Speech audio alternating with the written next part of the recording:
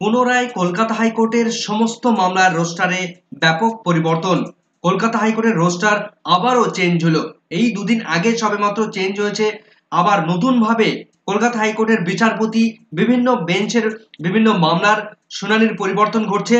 তো এই মুহূর্তে শিক্ষা সংক্রান্ত ম্যাটারগুলো কোন বেঞ্চে শুনানি হবে, সিঙ্গেল বেঞ্চে কোন বিচারপতি এবং ডিভিশন বেঞ্চে কোন বিচারপতিরা শুনানি করাবেন, প্রাথমিকের মামলাগুলো কারা শুনবেন, এসএসসির মামলাগুলো কোন বিচারপতিরা শুনবেন, এবং সবথেকে এই মুহূর্তের ভাইটাল যে বিষয় ৩২,০০০ প্রাথমিক শিক্ষকের চাকরি বাতিলের মামলাটি কোন বেঞ্চে শুনানি হবে তা আমরা দেখে নেব। এই রোস্টারের যে পরিবর্তন ঘটানো হয়েছে বিস্তারিত সেখানে চলুন আমরা দেখে নিই। সরাসরি আমরা কলকাতা হাইকোর্টের অফিসিয়াল ওয়েবসাইট থেকে যে রোস্টার ইতিমধ্যে দেখতে পাচ্ছি, সেখানে আমরা দেখতে পাচ্ছি যে partial modification to roster or determination of the appellate side and original side from 22শে জুলাই 2025 তারিখ, অর্থাৎ 22শে জুলাই থেকেই এই কলকাতা হাইকোর্টের নতুন রোস্টার কার্যকরী হচ্ছে। নোটিফিকেশন ডেট আমরা দেখতে পাচ্ছি যে গতকালকের অর্থাৎ 21/7/2025 তারিখের এই নতুন নোটিফিকেশন বা নতুন রোস্টার পরিবর্তনের যে নোটিশ দিয়েছে তার নাম্বার আমরা দেখতে পাচ্ছি। তো ডিভিশন বেঞ্চ প্রথম রয়েছে।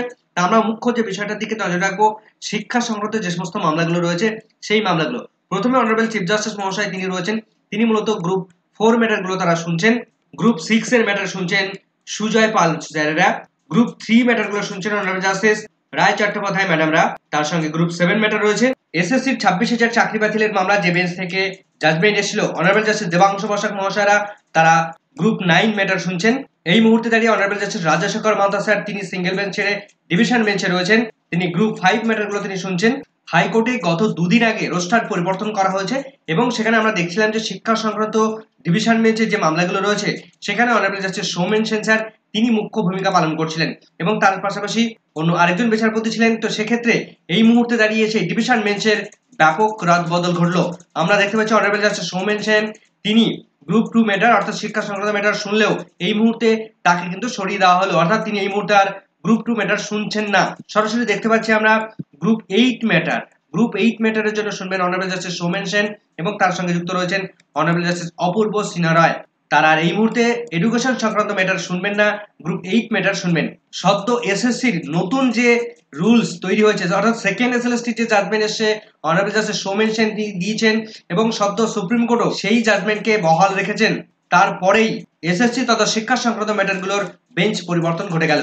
তাহলে এই মুহূর্তে দাঁড়িয়ে গ্রুপ 2 ম্যাটারগুলো কোন বিচারপতিরা শুনানি করাবেন, অর্থাৎ শিক্ষা সংক্রান্ত ম্যাটারগুলো কারা শুনানি করাচ্ছেন।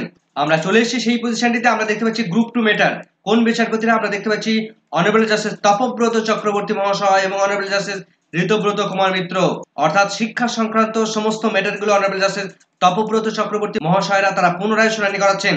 অর্থাৎ বেশ কিছুদিন আগে বা কয়েক মাস ধরা যেতে পারে যে তারা এই অনারেবল জাস্টিস তপব্রত চক্রবর্তী মহাশয় এই গ্রুপ 2 ম্যাটারগুলো সামলে এসেছেন। এই বিচারপতিদের পর হরিশ ট্যান্ডন মহাশয় জাস্টিস মহাশয় তিনি শুনানি করেছেন এবং তারপর সৌমেন সেন স্যার এসেছিলেন জাস্টিস মহাশয় এবং আবার নতুন ভাবে শিক্ষা সংক্রান্ত গ্রুপ 2 ম্যাটারে ফিরে এলেন অনারেবল জাস্টিস তপব্রত চক্রবর্তী মহাশয়।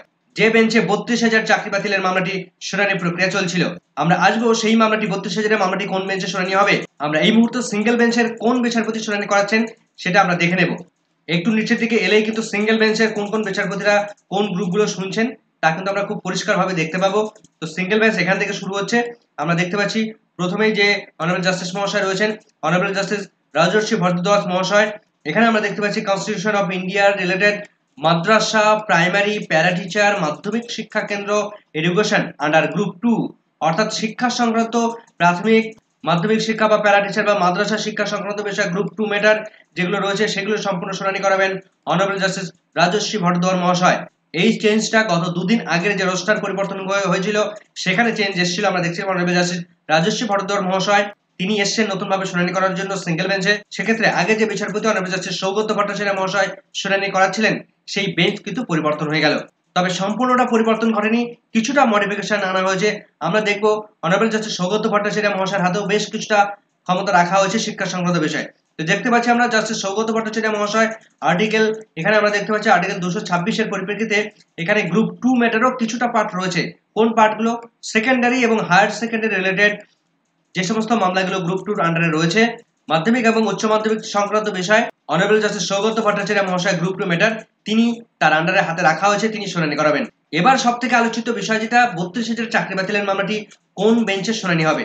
দেখুন, ইতিপূর্বেই আমরা জানি যে বিভিন্ন ধরনের বেঞ্চ পরিবর্তন হয়ে এই 32,000 চাকরি বাতিলের মামলাটি অনারেবল চিফ জাস্টিস মহাশয় তিনি অ্যাসাইনমেন্ট করে দিয়েছেন যে কোন বেঞ্চের শুনানি হবে।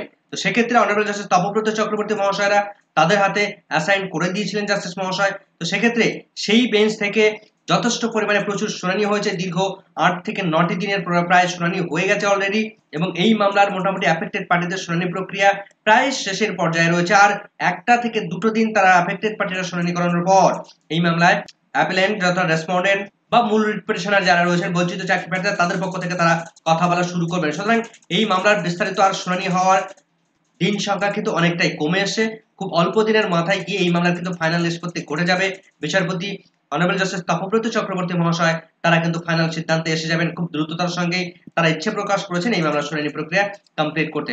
সুতরাং 32,000 চাকরি বাতিলের মামলার আর যাই সমস্ত রোস্টার হাইকোর্টের রোস্টার চেঞ্জ হয়ে গেলেও এই মামলার কিন্তু আর কোনো রকম ভাবে বেঞ্চ পরিবর্তন ঘটবে না, যদি না গুরুতর কোনো অঘটন ঘটে। বিচারপতি নিজে থেকে ছেড়ে দেন সে বিষয়টা আলাদা বিষয়, কিন্তু বিচারপতি আর এই মুহূর্তে দাঁড়িয়ে তিনি নিজে থেকেও আর ছাড়বেন না, কেননা অনেকটা অগ্রগতি ঘটে গেছে এই মামলায়। সুতরাং যাই হোক না কেন 32,000 চাকরি বাতিল মামলা অনারেবল জাস্টিস তপব্রত চক্রবর্তী মহাশয় তিনি কমপ্লিট করবেন শুনানি প্রক্রিয়াটা। এই সংক্রান্ত পরবর্তী আপডেট পেতে অবশ্যই চ্যানেলটিকে সাবস্ক্রাইব করে রাখতে বলবেন। আপাতত ভিডিওটি শেষ করছি। ভিডিওটি সম্পূর্ণ দেখার জন্য সকলকে ধন্যবাদ।